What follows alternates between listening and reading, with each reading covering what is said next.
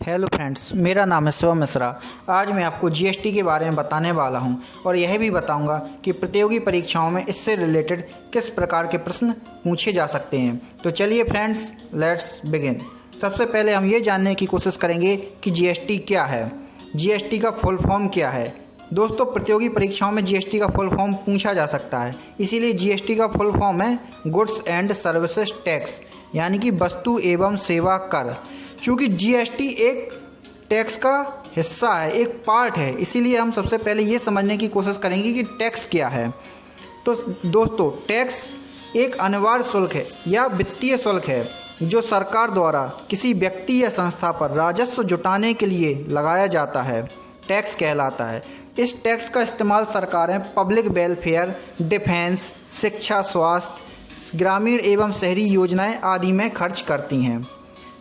Tax जो है दो प्रकार के होते हैं, direct tax, indirect tax. Direct tax मतलब प्रत्यक्ष कर। तो देखते हैं कि प्रत्यक्ष कर क्या है। प्रत्यक्ष कर वह कर है जो सरकार द्वारा सीधा व्यक्ति या किसी संगठन पर लगाया जाता है और जिसका भुगतान उस व्यक्ति या संगठन द्वारा सीधा सरकार को किया जाता है, प्रत्यक्ष कर कहलाता है। इसके उदाहरण देखते हैं, जैसे कि आय कर, निगम कर और संपत्ति कर आदि। अब आते हैं अप्रत्यक्ष कर पे। अप्रत्यक्ष कर यानी कि इनडायरेक्ट टैक्स वह टैक्स है जो व्यक्तियों के बजाय वस्तुओं एवं सेवाओं पर लगाया जाता है, अप्रत्यक्ष कर कहलाता है। अब अप्रत्यक्ष कर के उदाहरण देखते हैं कि हमारे देश में अप्रत्यक्ष कर किस किस चीज़ पर लगते हैं।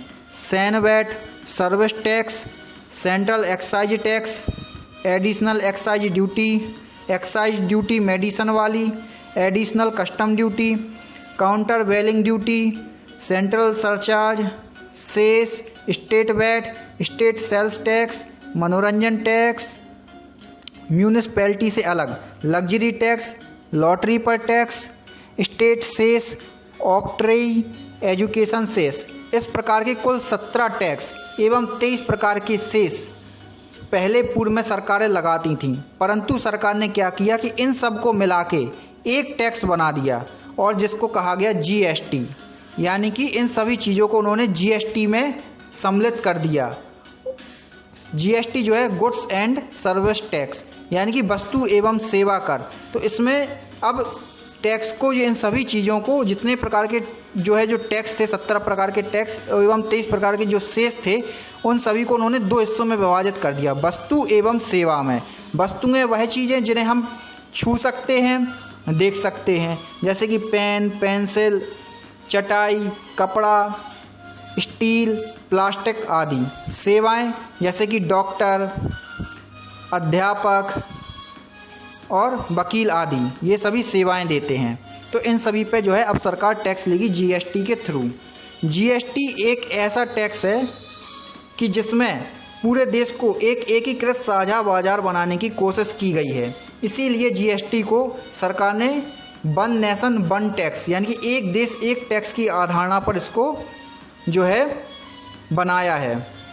अब देखते हैं कि इस टैक्स का जो सुझाव है वह सबसे पहले विजय केलकर समिति ने दिया था। एवं जीएसटी का वर्णन जो संविधान में तो था नहीं, इससे पहले इसी प्रकार के टैक्स लगते थे, सरकारें बनाती थी और लगाती थीं।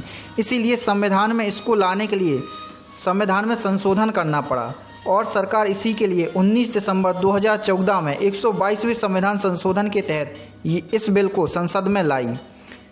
यह बिल जो है लोकसभा में 3 अगस्त 2016 में पास हुआ। राज्यसभा में इस बिल को 8 अगस्त 2016 में पास किया गया था।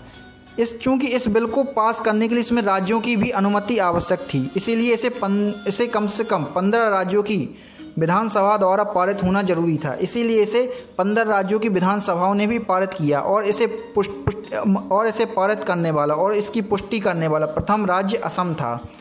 इसके बाद यह 8 सितंबर 2016 में राष्ट्रपति के द्वारा भी पास हो गया और इस प्रकार यह 101वें संविधान संशोधन के तहत यह संविधान में जुड़ गया।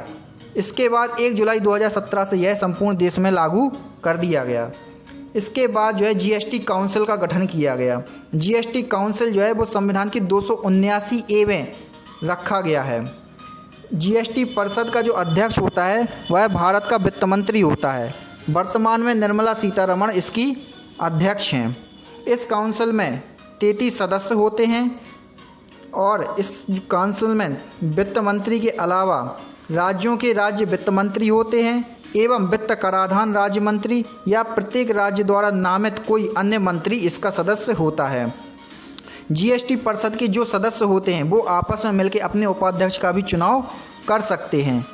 जीएसटी के कार्य क्या हैं? जीएसटी के कार्य यह हैं कि यह जीएसटी टैक्सों की सीमा को तय करता है, आपदा के दौरान अतिरिक्त टैक्स की सिफारिश करता है कि टैक्स को लगाना चाहिए और अगर लगाना चाहिए तो कितना लगाना चाहिए, एवं केंद्रों एवं राज्यों के बीच में यह समन्वय स्थापित करने का कार्य करती है। एवं टैक्स किस वस्तु को किस स्लैब में रखना है, यह कार्य भी इसी समिति का होता है। किस वस्तु को टैक्स के दायरे में लाना है, किसको टैक्स में छूट देनी है, यह काम भी जीएसटी परिषद ही करती है। अब जब भी जीएसटी परिषद में कोई भी प्रस्ताव या कोई भी काम करना होता है, कोई भी फैसला लेना होता है, तो इसके लिए इसकी काउंसिल में इसके 50% सदस्यों का होना अनिवार्य है, तभी इसमें कोई भी फैसला लिया जा सकता है। इसके अलावा इसमें जब वोटिंग हो तो इसमें केंद्र सरकार का मतदान में हिस्सा कुल वोटों की संख्या के 1/3 के बराबर होता है, जबकि राज्य सरकारों का मतदान में हिस्सा कुल वोटों की संख्या के 2/3 के बराबर होता है। अब इसके बाद हम चलते हैं और जानने की कोशिश करते हैं कि जीएसटी जो है वो एक प्रकार का अप्रत्यक्ष कर है। यह तो हम जान ही गए कि जीएसटी अप्रत्यक्ष कर है। अब इस अप्रत्यक्ष करों को भी सरकार ने 3 हिस्सों में बांटा है।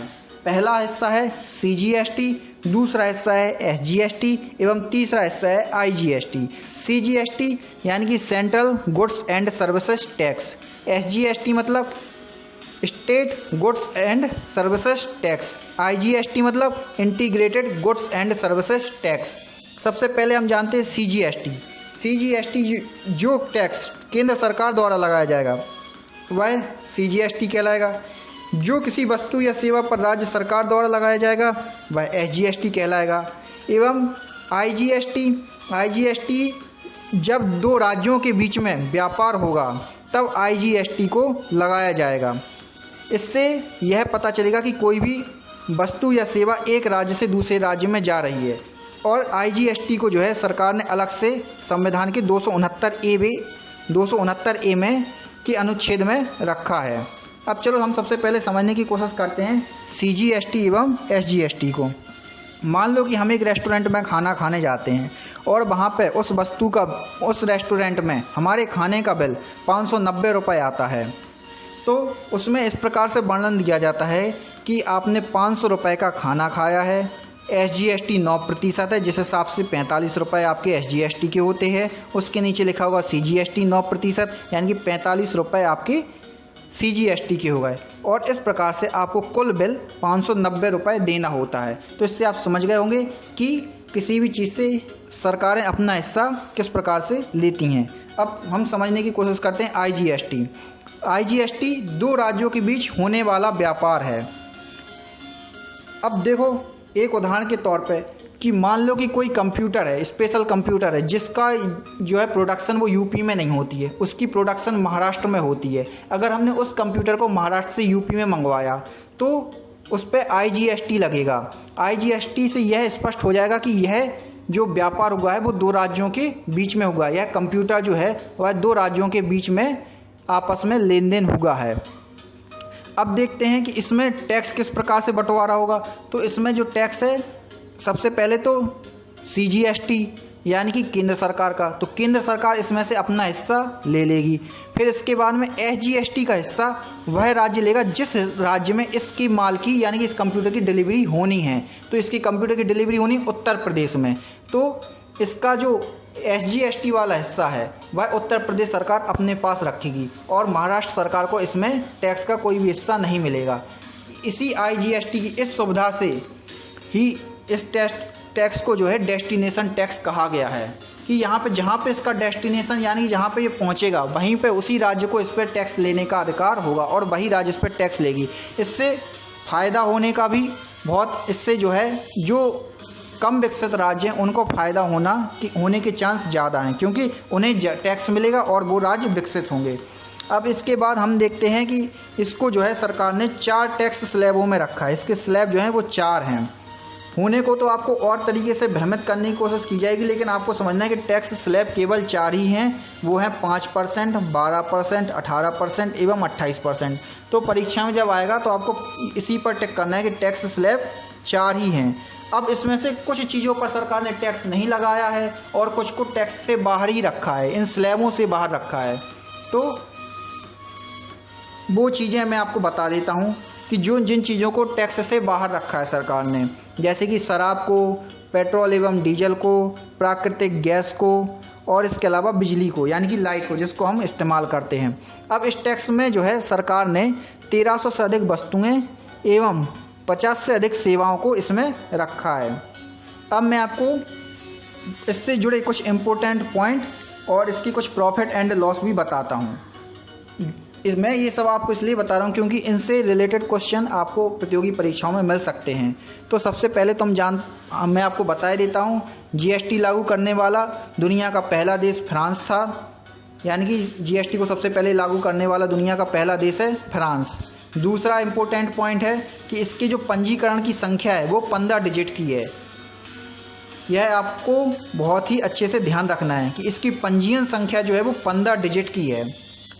अगला, इस बिल को सबसे पहले लाने वाली जो समिति थी उसके अध्यक्ष थे असीम दास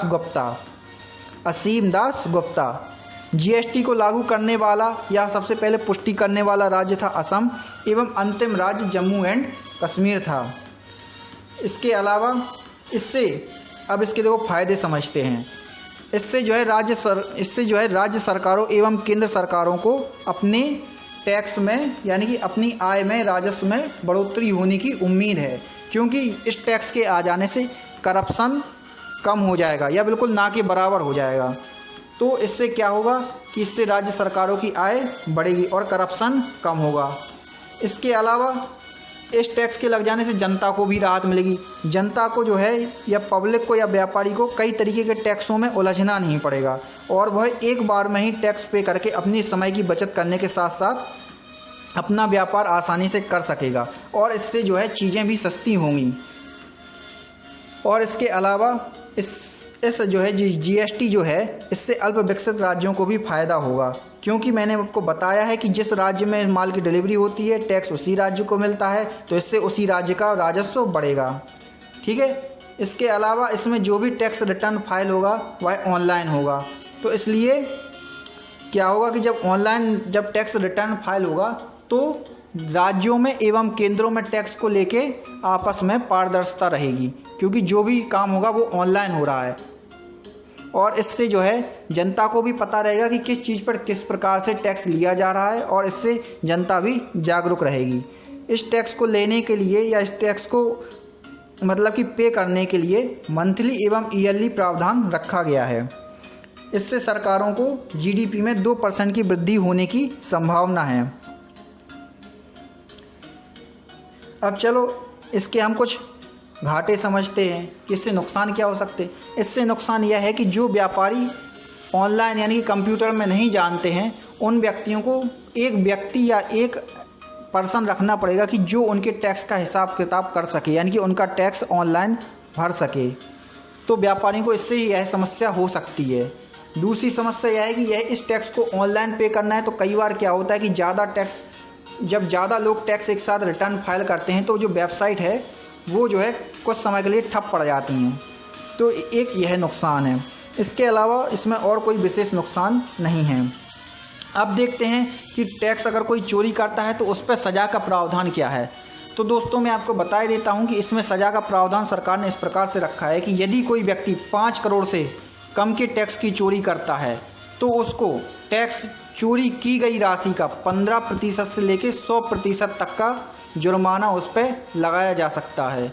इसके अलावा जो व्यक्ति 5 करोड़ से ऊपर का टैक्स चोरी करता है या 5 करोड़ से ऊपर के टैक्स में चोरी करेगा उसको 1 साल से लेकर 5 साल तक की सज़ा हो सकती है और यह अपराध जो होगा वह गैर जमानतीय होगा।